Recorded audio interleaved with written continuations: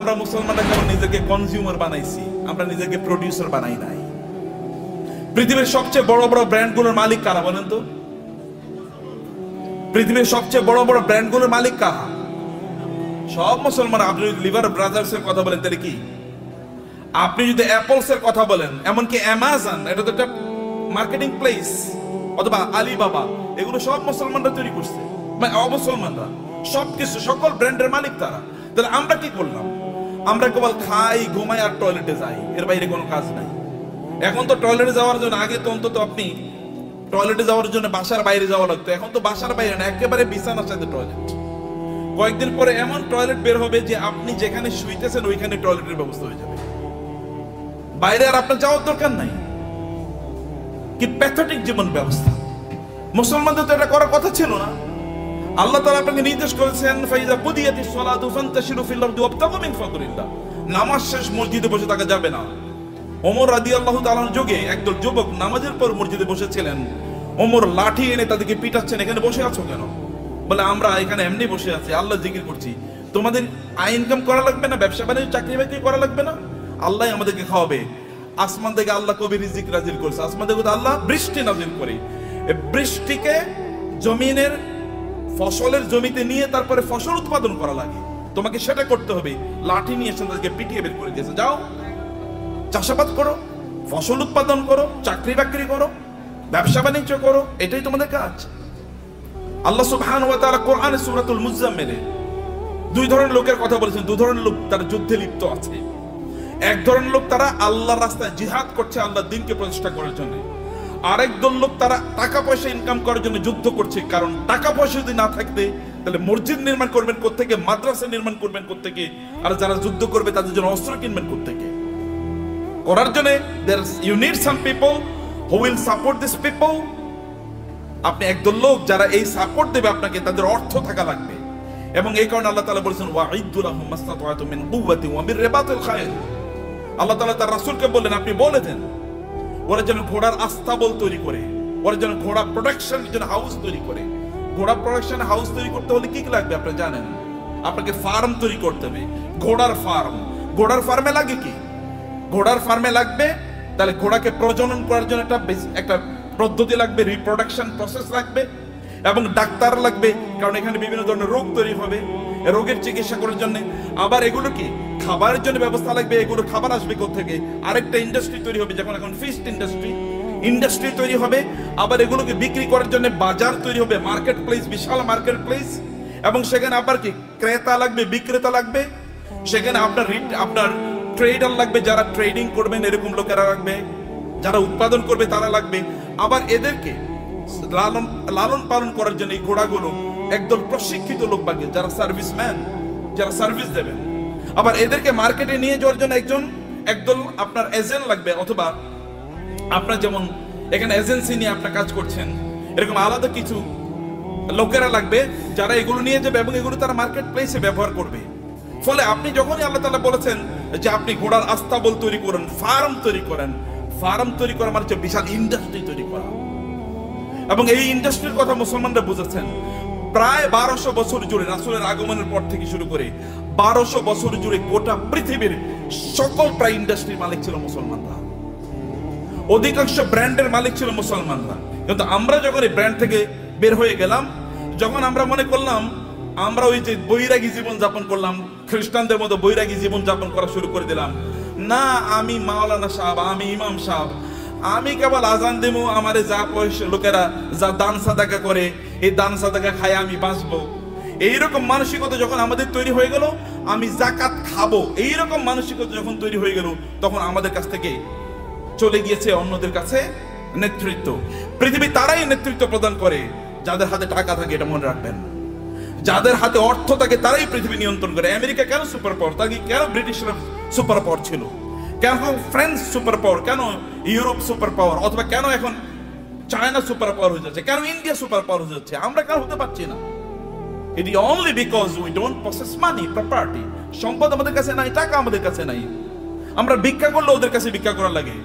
বাংলাদেশের উন্নয়নের জন্য টাকা আসে কোত্থেকে? আমেরিকা থেকে, ইউএস থেকে, অথবা ইউএসএইড দেবে, ইউএন দেবে, অথবা ওয়ার্ল্ড ব্যাংক দেবে ইত্যাদি, ওগুলো কি আমাদেরকে কি দেয়? সাদাকাই তো দেয়। জাকাত মানে জাকাত হয়তো বা তারা দেয় না, তারা সাদাকা দেয়, তারা চ্যারিটি করে, তারা দান করে আমাদেরকে। আর দান করা হাত, এই হাতই গোটা পৃথিবী নিয়ন্ত্রণ করবে। যে হাত দান গ্রহণ করে, এই হাত পৃথিবী কোনোদিন নিয়ন্ত্রণ করতে পারে না। আল্লাহ সুবহানাহু ওয়া তাআলা কোরআনে উল্লেখ করেছেন যে আমরা যেন আকিমুস সালাতা আতুজ যাকাতা, নামাজ পড়ো, যাকাত খাও। বুঝেন না আপনারা এখনো? আল্লাহ কি বলেছেন? নামাজ পড়ো, যাকাত খাও, নাকি? কেন বুঝেন না? কথা বলছেন না কেন? আপনার এতগুলো লোক, কোন আওয়াজ নাই। নামাজ পড়ো, যাকাত খাও। নামাজ পড়ো, তো যাকাত কবে দেবেন আপনি? আপনাকে যাকাত দেওয়ার মতো সম্পদের মালিক হওয়া লাগবে। আল্লাহ বলেছেন প্যারালাল। আপনি নামাজ পড়তেছেন, যাকাত দিতেছেন, আপনি তো পূর্ণ মুসলমানই হন না এখন। যাকাত দেওয়ার মতো প্রপার্টি অর্জন করতে হবে। কেন আপনি বসে থাকেন? আপনার অলসতা। আল্লাহ রাসূল আল্লাহর কাছে দোয়া করেছেন, আল্লাহুম্মা ইন্নী আউযু বিকা মিনাল হাম্মি ওয়াল হাযান ওয়া মিনাল আজজি ওয়াল কাসাল।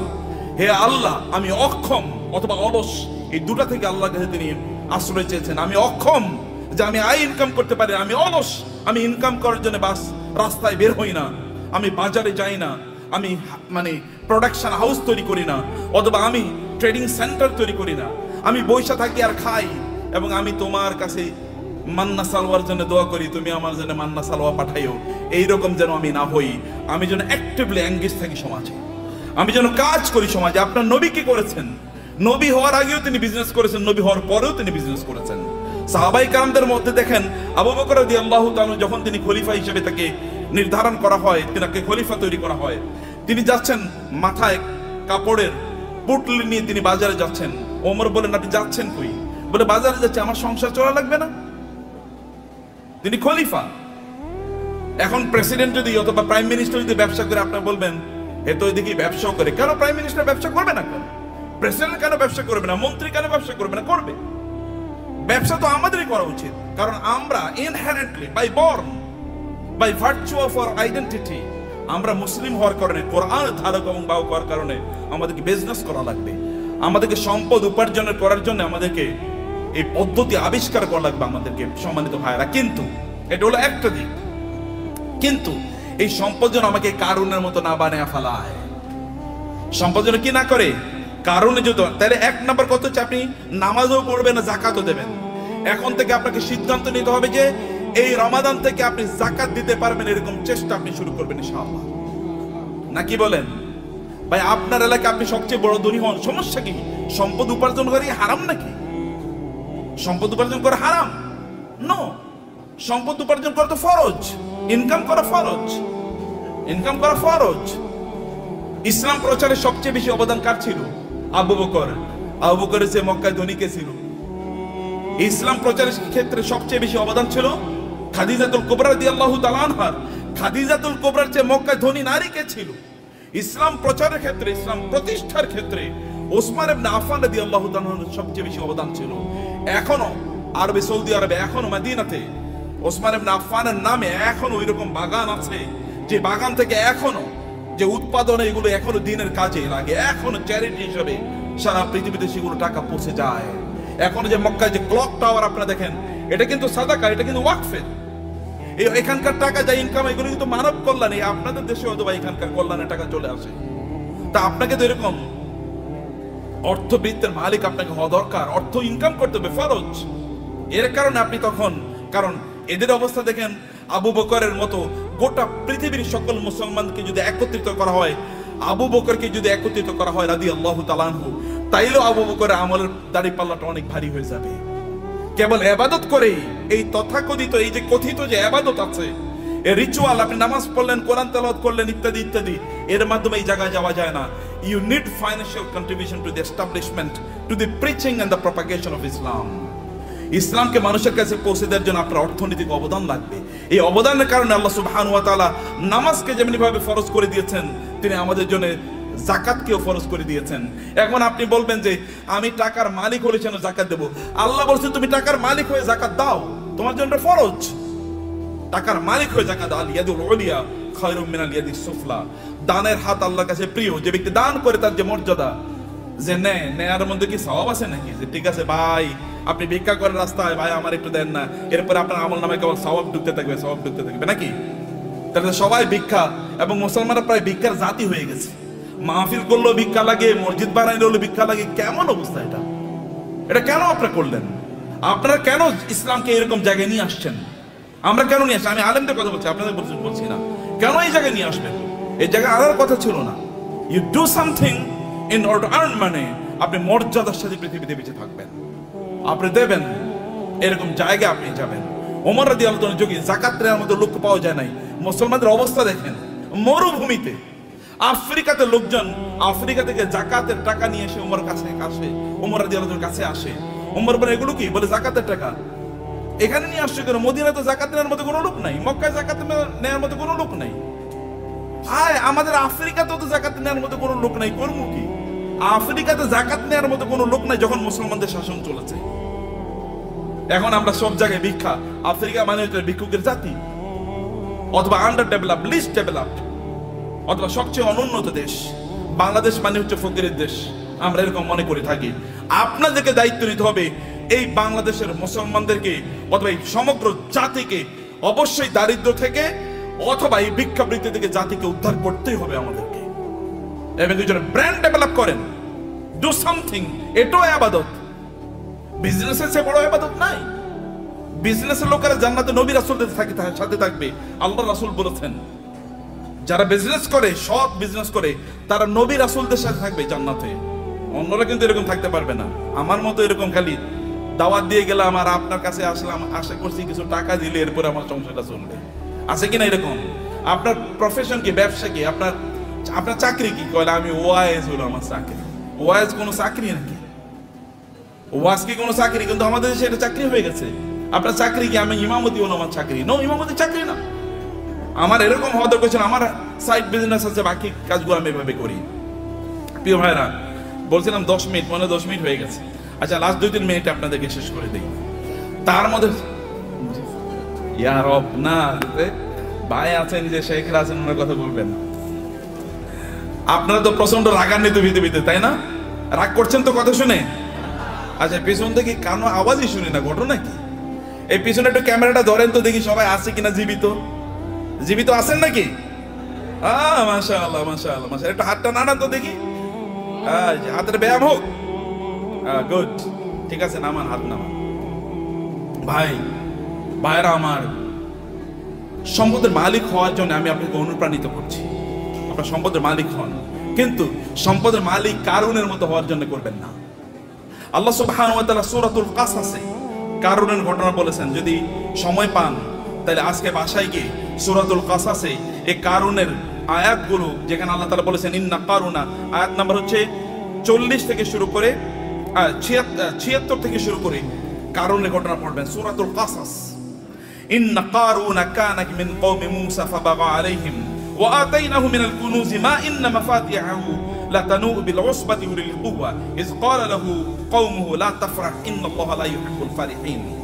আল্লাহ সুবহানাহু ওয়া তাআলা বলেছেন, কারুনের গল্প আমাদেরকে বলছেন। তাহলে আমার আলোচনার দুটো পার্ট, এর একটা পার্ট আমি শেষ করলাম। আপনাদেরকে সম্পদের মালিক হতে হবে, প্রচুর পরিমাণ সম্পদের মালিক হতে হবে, যেন মানুষ যেন না বলে মুসলমানরা ভিক্ষুকের জাতি। আপনি যেন দিতে পারেন, অন্যরা যেন আপনাদেরকে দেখে বলে যে না, এ তো মুসলমান, এর মতো হতে হবে, আপনি তার মতো হতে। এখন আমরা এক্সাম্পল দিতে গিয়ে এখন আমরা ধরেন তৌহিদ ভাই ছাড়া আর কাউকে এক্সাম্পল দিতে মতো দেওয়ার মতো লোক পাচ্ছি না। মানে যারা দ্বীন প্র্যাকটিস করে, আবার অনেক সম্পদের তারা প্রবাহ তৈরি করেছে সমাজে, নিজেই কেবল সম্পদের মালিক হয় না, সম্পদের মালিক বানানোর রাস্তা তৈরি করে দিয়েছে। এরকম লোক আমার সামনে খুব বেশি নাই। আমি বলতে গেলে বিল গেটসের কথা বলে, ওয়ারেন বাফেটের কথা বলতে হয়, এলিয়ন মাস্কের কথা বলা লাগে। তো মুসলমানদের এলিয়ন মাস্ক কই? মুসলমানদের যদি আপনি দেখেন, বিভিন্ন আরবের যে সকল শেখরা আছে, ওই যে আরবের রাজা বাদশারা, কেবল ওদের নাম শুনলেই শোনা যায় ওই দেশে তার বিশাল একটা কি আছে, একটা রেস্ট হাউস আছে, ওইখানে ওই সমুদ্রের তীরে তার বিশাল একটা বাংলো আছে, হাবিজাবি ইত্যাদি ছাড়া আর কিছুই আলোচনা শুনি না। আর যখন আপনি এলন মাস্কের কথা শোনেন, তখন আপনি শোনেন যে ওই যে ইয়ের দেশে, চাঁদের দেশে এখন জায়গা বেচতেছে, জায়গা বিক্রি করতেছে। ওইখানে কি করে? অথবা বাংলাদেশে তার স্টার লিংক আসবে, গ্রাম অঞ্চলে সুপার স্পিডে আপনি ইন্টারনেট পাবেন। অথবা টেসলার মাধ্যমে এমন গাড়ি তৈরি করছে ওখানে কোনো কি লাগবে না, ড্রাইভার লাগবে না। এরকম একটা কথা বলেন তো আপনি মুসলমানদের, এটা কেমন জাতি? 300 কোটি মুসলমান বলা হয়, অথবা কমপক্ষে তো 200 কোটি। গোটা পৃথিবীতে মানুষ 800 কোটি, এর মধ্যে প্রায় 250 কোটি মুসলমান। 250 কোটি মুসলমান একটা টেসলার মতো জিনিস তৈরি করতে পারলো না, একটা আইফোনের মতো প্রোডাক্ট তার নাই। অথবা তার একটা কি, এই যে আমরা ইয়ের গাড়ি কি বলে, কিসের গাড়ি, এই যে মানে আমরা আমাদের বাংলাদেশে এটা কি যে কি গাড়ি জানো, এটা আপনার মানে এক্স করোলা, মানে করোলা টাইপের একটা গাড়ি তো বানাইতে পারেন আপনি। বলেন তো একটা ব্র্যান্ডের নাম বলেন তো মুসলমানদের গাড়ির, একটা হুন্ডার নাম বলেন তো, একটা সাইকেলের নামই বলেন। আরে সাইকেলের নাম তো বহুত পরের কথা। এই যে সাইকেলের যে শিখ ব্যবহার, ওগুলো কি বলে? হ্যাঁ, শিখ বলে না? এরকম বানাইছে মুসলমানরা, দেখেন তো। এটাও তো চায়না থেকে আপনার আনা লাগে। তাহলে কি আমরা কি বানাইছি, করছি? কেবল খাও দাও ফুর্তি করো, দুনিয়াটা মস্ত বড়, এরকম টাইপ ছাড়া কোনো কিছু নাই। খাও ঘুমাও এবং সিনেমা দেখো আর ফেসবুক টিপাও। যে ফেসবুক বানাইছে ওর নিজেরও অ্যাকাউন্ট হয়তো বা নাই, কিন্তু আপনি এটা নিয়ে সারাদিন রাত ব্যস্ত আছেন। ও যে ইউটিউব বানাইছে ওইটা ব্যবসায়ী হাউস, তার এখান থেকে সে বিলিয়নস অফ ডলার্স ইনকাম করে নিচ্ছে, কিন্তু আপনি ওইটাই দেখেন এবং আপনি বলেন পাগলের সুখ মনে মানে আপনি, আমি কত সুখী, সারা রাত বেলা সিনেমা দেখতেছি, মজা কারে বলে? Stupid lifestyle. নো, আল্লাহ আপনাকে এই জন্য তৈরি করেন নাই, হিউজ প্রোডাক্টিভিটি তৈরি করেছেন এবং আল্লাহর মার্সি আপনার উপর আছে। আল্লাহ সুবহানাহু ওয়া তাআলা আপনাকে সেরকম ক্যারিশমা দিয়ে তৈরি করেছেন এবং এই কারণে আপনার এলাকায় আপনি সবচেয়ে বেশি সম্পদের মালিক হন এবং এর মাধ্যমে আপনি ওই এলাকাটাকে উন্নয়নের কাজ করেন। ওইখানে এমন কোন মসজিদ না থাকুক যে মসজিদে আপনার কন্ট্রিবিউশন নাই, এমন কোন মাদ্রাসা না থাকুক যেখানে আপনার কন্ট্রিবিউশন নাই, এমন কোন দ্বীনি কাজ না থাকুক যেখানে আপনার কন্ট্রিবিউশন নাই। লোকেরা যখন চিন্তা করবে আমরা এখানে একটা দ্বীনি কাজ করতে চাই, তখন সবার আগে আপনার নাম মনে পড়বে, অমুকের কাছে যাই। যেমনি ভাবে লোকেরা কোনো দ্বীনি কাজ করলে, রাসূলের কোনো দ্বীনি কাজের প্রশ্ন দেখা দিলে তার সবার আগে মনে পড়তো কার নাম? আবু বকরের নাম। আবু বকর নাম মনে পড়তো, তো ওসমান নাম মনে পড়তো, কারণ কেউ তাদেরকে সুপারসিড করতে পারতো না। সম্মানিত ভাইয়েরা এবং বোনেরা, সে কারণে পজিটিভলি অ্যাক্টিভলি সময় কাটান। মনে রাখবেন প্রত্যেকটা সেকেন্ডের জন্য আল্লাহকে জবাবদিহি করতে হবে। আল্লাহর কাছে, আল্লাহর কাছে আপনাকে জবাবদিহি করতে হবে প্রত্যেকটা সেকেন্ডের জন্য। ওয়াল আসরি ইন্নাল ইনসানা লাফি খুসর, মানুষ সৃষ্টিগতভাবে বিপদের মধ্যে আছে। ইন্নাল ইনসানা লাফি খুসর, তবে ইল্লাল্লাযিনা আমানু ওয়া আমিলুস সালিহাত, যারা ঈমান এনেছে, ঈমান আনার উপর ভালো কাজ করছে। যাকাত যদি ইসলামের তৃতীয় স্তম্ভ হয়, আমরা বলি নামাজ রোজা, নামাজ রোজা, আল্লাহ বলছেন নামাজ জাকাত, নামাজ জাকাত, নাকি আমরা কি বলি? নামাজ রোজা, কিন্তু আল্লাহ কি বলেছেন? নামাজ জাকাত। কারণ দুটোকে একসাথে বলেছেন। এই দুটোকে একসাথে আপনাকে যদি আপনি করতে পারেন, তাইলে তো আপনি ইসলামের 5টা স্তম্ভ আপনি পালন করলেন। আপনি 5টা স্তম্ভ কয়জন পালন করছেন এর মধ্যে আপনি বলেন, কেন 5টা স্তম্ভ আপনি পালন করলেন না? এই 5টা স্তম্ভের উপর তো ঘর নির্ভর করে, এই গোটা ইসলাম নির্ভর করছে 5টা স্তম্ভের উপর। আপনি কেন হজ করতে পারলেন না? আপনি কেন যাকাত দিতে পারলেন না? এই দুটো তো ইসলামের স্তম্ভ। আপনি কেমন নামাজ পড়িয়ে তেল তেলে জান্নাতুল ফেরদাউসে চলে যেতে পারবেন নাকি? নো, অসম্ভব। সবগুলো একসাথে করে আপনি এমন একটা বিল্ডিং বানালেন, একটা ইয়ের উপর, পিলারের উপর। এই বিল্ডিং কি পৃথিবীর সবচেয়ে স্থায়ী বিল্ডিং হবে? পিলার একটা মাত্র, যে কোনো সময় ধসে পড়ে যেতে পারে। শুধু নামাজের উপর নির্ভর করলেন, যে কোনো সময় ধসে পড়ে যেতে পারে। অতএব সবগুলোর উপর আপনার দ্বীনকে প্রতিষ্ঠিত করা লাগবে। বুনিয়াল ইসলাম আলা খামসিন, শাহাদাতি আল্লাহ ইলাহা ইল্লাল্লাহ থেকে ওয়া হাজ্জিল বাইতি মান ইসতাতা ইলাইহি সাবিলা, সামর্থ্য অর্জন করা লাগবে আপনার, এবং অন্যরা আপনাকে দেখে শিখুক যে না এইরকম জীবন যাপন করা লাগে। অন্যরা আপনাকে দেখুক এরকম জীবন যাপন। কিন্তু আপনি সম্পদ উপার্জন করার একমাত্র কারণ যেন না হয় কারুন টাইপের জীবন যাপন করা। কারুন টাইপের জীবন যাপন করা কি? আল্লাহ সুবহানাহু বলেছেন, ইন্না কারুনা কানা মিন কওমি মূসা ফাবাগা আলাইহিম। কারুন ছিল মূসা আলাইহিস সালামের তার বংশের লোক, অর্থাৎ বনি ইসরাইলের লোক। কিন্তু এই বনি ইসরাইলের উপরে সে জুলুম অত্যাচার করা শুরু করে দিয়েছে। যেমন আমাদের দেশে দেখবেন, আমাদের দেশে লোকেরা ব্যবসা করতেছে কিন্তু টাকা পাচার করতেছে অন্য দেশে। আছে কিনা এরকম? বুঝেন না আপনারা? ব্যবসা করতেছে এই দেশের মানুষের, কিন্তু টাকা পাচার করতেছে আরেক দেশে। আরেক দেশের ব্যাংকে গিয়ে তার সকল টাকা খুঁজে পাওয়া যায়। এর চেয়ে বড় জালিম আল্লাহর জমিনে আর হতে পারে না। কারণ আপনি যেখানে ইনকাম করেছেন ওই অঞ্চলের মানুষের হক আছে আপনার উপর, কারণ তাদেরকে দিয়ে আপনি আয় ইনকাম করেছেন, তাদের উন্নয়নের জন্য আপনাকে কাজ করা লাগবে। ফেরাউন মানে কারণই টাইপ এরকম যে কারণ এরকম করেছে, কিন্তু সেই লোকজনের উপর সে জুলুম এবং অত্যাচার চালিয়ে দিল। এবং তার কি পরিমাণ সম্পদ ছিল, আল্লাহ তাআলা বলেছেন যে ওয়াতাইনাহু মিনাল কুনুজি মা ইন্না মাফাতিহাহু লাতানু বিল উসবাতি উলিল কুওয়া, যে তার এত সম্পদ আল্লাহ তাআলা তাকে দিয়েছেন, সে কিন্তু গরিব একটা জাতির একজন, গরিব জাতি মানে হচ্ছে বনি ইসরাইল। বনি ইসরাইল কিন্তু কৃতদাস, ফেরাউন তাদেরকে কৃতদাস বানিয়ে রেখেছিল, তাদেরই একজন, কিন্তু প্রচুর পরিমাণ সম্পদের মালিক হয়েছে। সম্পদের মালিক হয়েছে এদের মাঝে ব্যবসা করার কারণেই, ব্যবসা করার মাধ্যমে। কিন্তু এবং তার এত পরিমাণ সম্পদ যে তার সম্পদগুলো সোনা দানা এগুলো যেই সিন্ধুকে রাখতো, ওই সিন্ধুকগুলোর চাবি বহন করার জন্য একটা বিশাল গ্রুপ অফ পিপল লাগতো। কি পরিমাণ তাদের সিন্ধুক ছিল, কি পরিমাণ সম্পদ ছিল তার। এরকম সম্পদ এর মালিক হওয়ার পরে এরপরে তিনি কি করেছেন, তিনি প্রচন্ড অহংকারী জীবন যাপন করতেন, আনন্দ ফুর্তি নিয়ে ব্যস্ত থাকতেন। ভালো করে শুনুন, আপনাদের গল্প বলছি। আনন্দ ফুর্তি কি, অনেক টাকা। অতএব আজকে ফ্যামিলি সহ চিন্তা করতো আজকে আমরা কক্সবাজারের ট্যুরে যাব। ওকে, কক্সবাজারের ট্যুর শেষ, মজা শেষ, ওইখানে আনন্দ ফুর্তি করে আগামীকাল আমরা সাজেকে যাব, সাজেকের মজা শেষ সিলেটে যাব, সিলেটের মজা শেষ সিঙ্গাপুরে যাব, সিঙ্গাপুরের মজা শেষ আমেরিকা যাব, না এরপরে কানাডাতে যাব। একটার পর একটা কেবল ঘুরে বেড়াচ্ছে, আনন্দ ফুর্তি করছে, আর ফেসবুকে পোস্ট দিচ্ছে আলহামদুলিল্লাহ আমি খুব ভালো আছি। এরকম যখন পোস্ট দেয় তখন কি হয়, আপনি কেবল আনন্দ ফুর্তি করে বেড়াচ্ছেন। এবং এই সবচেয়ে সুন্দর সিনেমা কোনটা এসছে, চলো সিনেফ্লেক্সে আমরা গিয়ে সিনেমা দেখে আসবো। সিনেফ্লেক্সে ঢোকার আগে এরকম একটা বিশাল বড় ফেসবুকে একটা পোস্ট দিয়ে বললো এখন মাত্র সিনেফ্লেক্সে আমি ঢুকতেছি সিনেমা দেখার জন্য। মানুষের দেখাচ্ছে তার প্রচুর পরিমাণ সম্পদ এবং বিশাল গাড়ি হাঁকিয়ে যখন তিনি গ্রামে যান, ওইখানে উইন্ডো খোলেন না, অথবা তার এলাকায় যখন যান তখন তিনি মহা অহংকারী, কেউ তার কাছেও আসতে পারে না। অনেক পরিমাণ সম্পদ আর আছে, এটা কেবলমাত্র নিজের ভোগ বিলাসের জন্য তিনি ব্যবহার করছেন এবং ব্যয় করছেন। কেবল নিজের ভোগ ছাড়া অন্য কোনো কিছু নাই, তার নিজের। কারণ সে নিজে মনে করে যে আমি ইনকাম করেছি, আমি নিজেই ভোগ করব। এবং কারণ কিন্তু একই কাজ করেছে।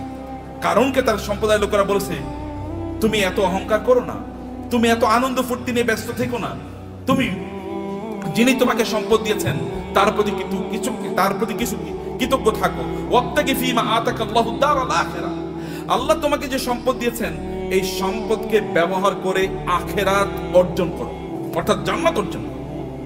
সম্পদ ব্যবহার করে অধিকাংশ লোকই জান্নাত অর্জন করে না, জাহান্নাম অর্জন করে। বলেন তো অধিকাংশ লোকের কি অবস্থা, জাহান্নাম। কিন্তু তাসমিয়া কসমেটিক্স আপনারা যারা আছেন, সম্পদকে উপার্জন করে জাহান্নাম অর্জন করবেন না আপনারা ইনশাআল্লাহ। কারণ আপনাদের সামনে আল্লাহর রহমতে এমন একজন লিডিং এক্সাম্পল আছেন। আমি তাওহীদ ভাইয়ের কথা আরো বলি, এত বেশি কাজ করেন তিনি দিনই, এটা আপনারা হয়তো বা জানেন না, আমি কিছু জানি। দ্য আইস মানে টিপ অফ দি আইসবার্গ, মানে বিশাল বড় অথবা পাথর এর আপনার কি বলে আপনার এই যে সামান্য একটু হয়তো আমি জানি, তার চেয়ে বেশি আমি জানি না। বরফের বিশাল খণ্ডের সামান্য একটু আমি জানি, এক ড্রপস অফ ওয়াটার, অথবা তার চেয়ে বেশি করে আল্লাহ তাআলা কবুল করে নেন। আমি বেশি প্রশংসা করতে চাই না, আপনাদেরকে বলতে চাই প্রিয় ভাইরা, আপনাদেরকে যে কথাটা বলতে চাই আপনারা শুনুন। সম্পদ উপার্জন করেছেন কেবল নিজের জন্য না। যখন কারণকে বলা হলো তুমি এরকম অহংকার করো কেন, তখন সে বলে আমার সম্পদ আমার নিজের যোগ্যতা আমি অর্জন করেছি, উপার্জন করেছি, আমি অহংকার করব না, আমি আনন্দ ফুর্তি করব না। আমার তো থাকবে গাড়ি একটা না, গাড়ি 10টা থাকবে। এবং আপনি মানে খাবেন হচ্ছে এতটুকু, কিন্তু আপনি 10 জনের খাবার আপনি নষ্ট করবেন। আপনার লাগবে একটা, কিন্তু আপনি 10টা ব্যবহার করছেন। আপনার শার্ট আছে প্রায় 200, কোনটা যে কবে পড়বেন আপনি জানেন না। যদি প্রতিদিন একটা করে পড়েন তাইলে এরপরে সর্বশেষ শার্টটা পরার জন্য 3 বছর পরে শার্ট পড়তে পারবেন। এইভাবে আপনি আপনার লাইফস্টাইল কি তৈরি করে রেখেছেন, এটা ছাড়া আপনি কোনো কিছুই বুঝেন নাই। এবং মানুষকে আপনি দেখিয়ে বেড়ান আপনি কি পরিমাণ সম্পদের মালিক হয়েছেন। সম্পদের মালিক ব্যক্তি তার নিজের যোগ্যতা হতে পারে না। আপনি তৌহিদ ভাইকে জিজ্ঞেস করে দেখেন, সম্পদের মালিক হওয়ার জন্য আল্লাহর স্পেশাল অনুমোদন লাগে, আল্লাহর রহমত লাগে। আল্লাহর রহমত না দিলে কোনোদিন কেউ সম্পদের মালিক হতে পারে না। চেষ্টা করে সম্পদের মালিক, আপনি প্রচুর পরিশ্রম করবেন, এই কারণে সম্পদের মালিক হবেন এটা নয়। নাহলে রিক্সাওয়ালারাই সবচেয়ে বেশি সম্পদের মালিক হতো, অর্থাৎ দিন মজুররাই সবচেয়ে বেশি সম্পদের মালিক হতো। নো, আল্লাহ সুবহানাহু ওয়া তাআলা আপনাকে দেন পরীক্ষা করার জন্য। কিন্তু আপনি এই সম্পদ, আমি এই কথা আপনাকে বলবো না যে টাকা ইনকাম করেন আর কেবল কথিত আল্লাহ সুবহানাহু ওয়া তাআলার রাস্তায় ফি সাবিলিল্লাহ ছাড়িয়ে আপনি এটাকে ব্যবহার করেন, আমি তা বলছি না। আমি বলছি হারাম কাজে এগুলোকে ব্যবহার করেন না, সিনেমা দেখার জন্য ব্যবহার করবেন না। লেটেস্ট কি সিনেমা তৈরি হয়েছে এটা নিয়ে কিনে নিয়ে আসো এবং সবাইকে নিয়ে আনন্দ ফুর্তি করে বেড়াবেন, অথবা আপনার ছেলে মেয়ে ওয়াইফ ইত্যাদিকে নিয়ে, বাচ্চাদেরকে নিয়ে আপনি যাবেন বিভিন্ন জায়গায় বেড়ানোর জন্য, আনন্দ ফুর্তিতে মেসে থাকবেন, লাল পানি খাবেন অথবা জুয়া খেলবেন অথবা অন্যান্য ফুর্তি ফ্যাশন করে বেড়াবেন, সেখানে কোনো দিনই পরিবেশ নাই, দিনই কোনো আচরণ নাই, এবং এর মধ্যে আপনি আনন্দ খুঁজে বেড়াচ্ছেন। আপনার টাকা আপনি হিসাবে ব্যয় করছেন। এই অর্থ ব্যয়ের মাধ্যমে আপনি জান্নাত কিনছেন না জাহান্নাম কিনছেন?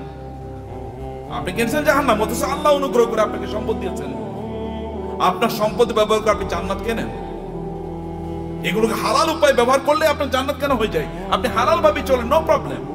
এমনকি আপনার স্ত্রীর জন্য যদি আপনি গোলাপ ফুল কিনে নিয়ে যান, সেটাও আপনার জন্য কি, সেটাও কি সওয়াব। বলবে নতুন ফতোয়া নিয়ে আসছে, নতুন ফতোয়া, এটাই পুরান ফতোয়া, এটাই পুরান ফতোয়া।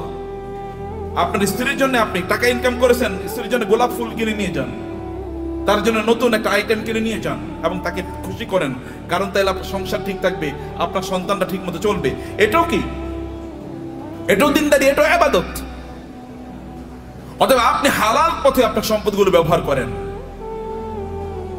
এর মাধ্যমে আপনি ওয়াবতাগি ফিমা আতাকাল্লাহু দারুল আখিরা ওয়ালা তানসা নাসিবাকা মিনাদ দুনিয়া। আমি বলি না আপনি সাজেকে যাবেন না, আমি বলি না সিলেটে যাবেন না, আমি বলেছি ওখানে যান এবং আপনার সন্তানকে নিয়ে আপনি সেখানে জামাতের সাথে নামাজ আদায় করুন। লোকেরা দেখুক যে পর্যটনে এসেও তারা কি করছে, জামাতে তারা নামাজ আদায় করছে, মিস করছে না। আপনি বিচে তখন যান যখন নামাজের সময় না, লোকেরা দেখুক যে তিনি নামাজকে প্রায়োরিটি প্রদান করছেন।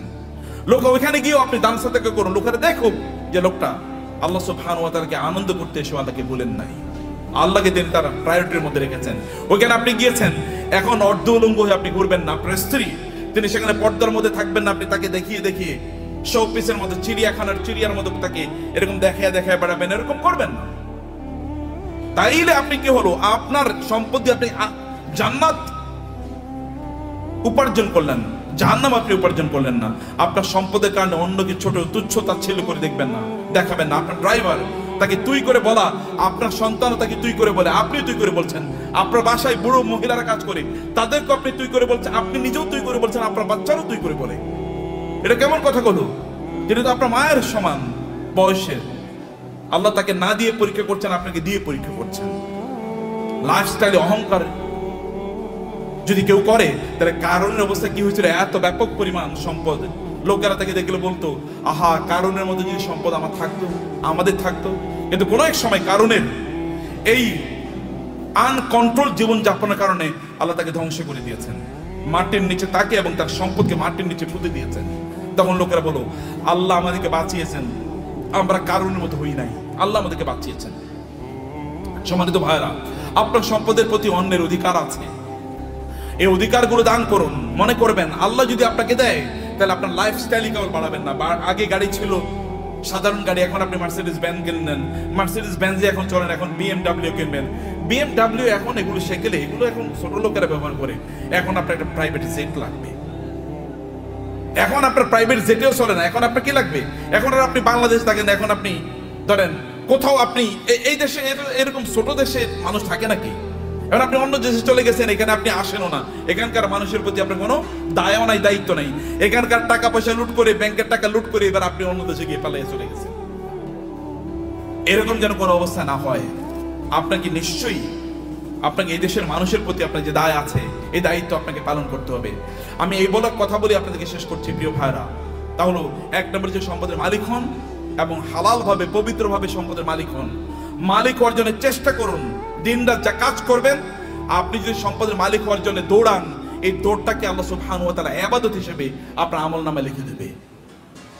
এবং দুই নম্বর বিষয় হচ্ছে, যা আয় ইনকাম করছেন, এগুলো কেবল আপনি নিজের জন্য করছেন এরকম না, মানুষের সাথে ভাগাভাগি করেন। অন্যের অধিকার আছে, পাড়া প্রতিবেশীর অধিকার আছে, আত্মীয় স্বজনের অধিকার আছে। আপনার আত্মীয়রা তারা খারাপ অবস্থায় আছে, আর আপনি পশ লাইফ লিড করেন। আপনি মুসলমান না? আপনার এতটুকু সামান্য আত্মমর্যাদা নাই, আপনার মানবিকতা নাই, মানবিক মূল্যবোধ নাই। কিয়ামতের দিন আল্লাহর সামনে দাঁড়াবেন, আল্লাহ আপনাকে বলবে তুমি এত ভালো জীবন যাপন করেছো আর তোমার আত্মীয়রা না খেয়ে মারা গিয়েছে, সেদিন কি উত্তর দেবেন? সেদিন বলবেন আল্লাহ আমার আবার দুনিয়ায় পাঠাও, আমি দুনিয়ায় প্রচুর পরিমাণ দান সাদাকা করে এবারে আমি আখিরাতে আসতে চাই। কেউ সেদিন আর পৃথিবীতে আল্লাহ তাআলা আমাদেরকে ফেরত পাঠাবেন না, কারণ দুনিয়া একবার, দুনিয়া কি একবার। সম্মানিত ভাইরা, আমি এগেইন আমাদের তাওহীদ ভাইয়ের প্রতি কৃতজ্ঞ যে এই অনার আমাকে দেওয়ার কারণে। বারাকাল্লাহু ফিকুম, থ্যাংক ইউ ভেরি মাচ। আর তাসমিয়া হারবাল তো আমার খুবই প্রিয় প্রতিষ্ঠান, এই জন্যে যে একটা প্রতিষ্ঠান দিনের আবহে থেকে কিভাবে বড় হতে পারে এটা একটা এক্সাম্পল।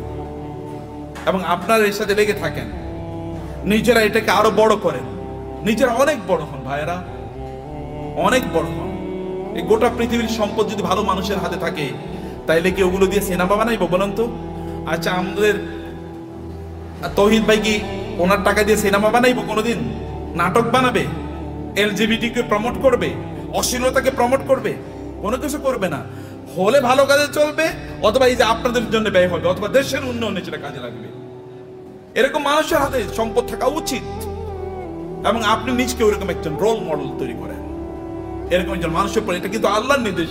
আমি কিন্তু আল্লাহর কথাগুলো আপনাকে বলে গেছি আমার ভাষায়। আল্লাহর ভাষায় তো আমি বলতে পারবো না, আমার ভাষায় আল্লাহর কথাগুলো আপনাদের ব্যাখ্যা করলাম।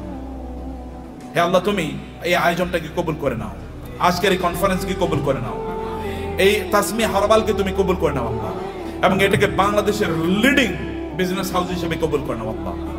আল্লাহ, এখানে যারা এর সাথে সম্পৃক্ত আছেন বিভিন্ন ভাবে, আল্লাহ সবাইকে তুমি কবুল করে নাও আল্লাহ, এবং সবার ব্যবসার মধ্যে তুমি বারাকা দান করো আল্লাহ। আর এরা সবাই যেন অন্যদের জন্য রোল মডেল হতে পারে, অন্যদের জন্য আদর্শ হতে পারে আল্লাহ। সবাইকে তুমি সেই স্ট্রেংথ এবং স্ট্যামিনা দান করো আল্লাহ। আমাদের সবাইকে আমাদের সম্পদ দিয়ে যেন আমরা আখিরাতে তোমার কাছে যেন একটা ঘর বানাতে পারি আল্লাহ। তোমার কাছে আমাদের জন্য ঘর বানায়া দিও, আমরা সেভাবে আমাদের সম্পদগুলোকে যেন ব্যয় করতে পারি, এবং অন্যের প্রতি আমাদের যে দায় আছে, দায়িত্ব আছে, মানুষের প্রতি আমাদের যে দায় আছে, সেটা যেন আমরা পালন করতে পারি। আমাদের সম্পদের কারণে যেন আমরা অহংকারী না হয়ে উঠি, আমরা কেবল যেন শো অফ না করি, আমি দেখাই যে আমার এরকম আছে এবং অন্যরা এটা দেখে ইনফেরিয়রিটি কমপ্লেক্স, এটা যেন না হয়।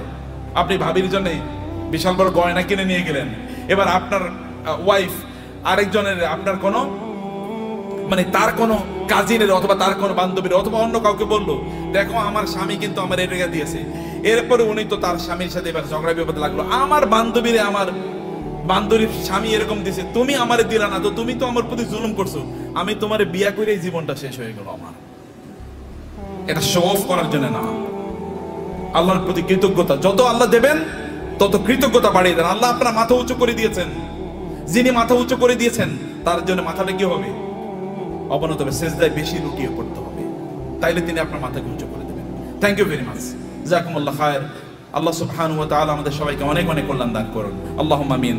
আযা ওয়া সাল্লাল্লাহু সুবহানাহু ওয়া তাআলা নবিয়ানা মুহাম্মদ ওয়া আলিহি ওয়া সাহবিহি আজমাইন। সুবহানাকা আল্লাহুম্মা ওয়া বিহামদিক, আশহাদু আল্লা ইলাহা ইল্লা আনতা আস্তাগফিরুকা ওয়া আতুবু ইলাইক। ওয়াসসালামু আলাইকুম ওয়া রাহমাতুল্লাহি ওয়া বারাকাতুহু।